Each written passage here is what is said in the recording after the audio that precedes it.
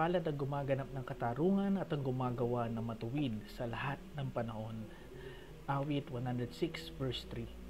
Sa ating pagdiriwang ng ika-124 na Police Service Anniversary, pinapaala sa atin ng salita ng Diyos na ang tunay na pagpapala ay nasa mga tapat na gumaganap ng katarungan at patuloy na namumuhay sa katuwiran. Bilang mga lingkod bayan, tayo tinawag hindi lamang para magpatupad ng batas, kundi para magsilbing huwaran ng integridad, malasakit at pananampalataya. Ang ating serbisyo ay hindi lamang trabaho. Ito ay isang misyon mula sa Diyos upang maging ilaw at gabay sa ating kapwa. Manalangin po tayo. Amang Diyos, kami ay nagpapasalamat sa 124 na taon ng paglilingkod ng aming pong pambansang pulisya.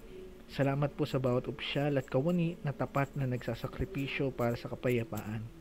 Kaayusan, patuloy po kaming bigyan ng lakas, karunungan at pusong may takot sa iyo. Ilayo mo po kami sa mga tukso, gabayan sa paggawa ng tama at pagpalain ang aming mga pamilya. Nawa ang aming serbisyo ay maging kalugod-lugod sa iyo at kapakipakinabang sa aming bayan.